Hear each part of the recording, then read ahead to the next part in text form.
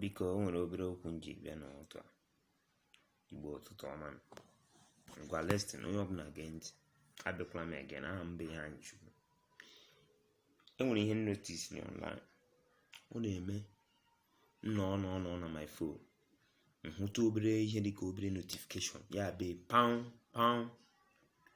Ị nwere ike gị nọ in the mood gị feel na onwekwe onye chọrọ ekwere gị ụgwọ. Ịmago ndị accounting ile anya gị hụ ọkpara mini. Ha sị gị a lady raped a man. Ihe a niile. Ọwụ ihe mmadụ kwesịrị ịga na-ahụ na phone.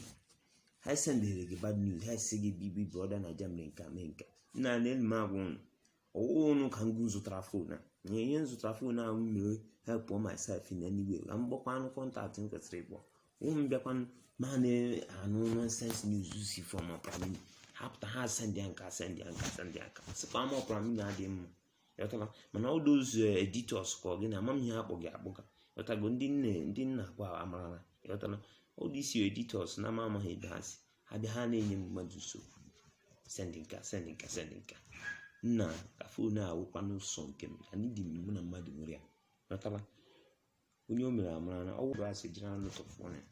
Won't stop why I need him silent in my phone.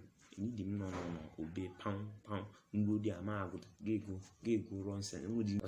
Let everybody be cautioned.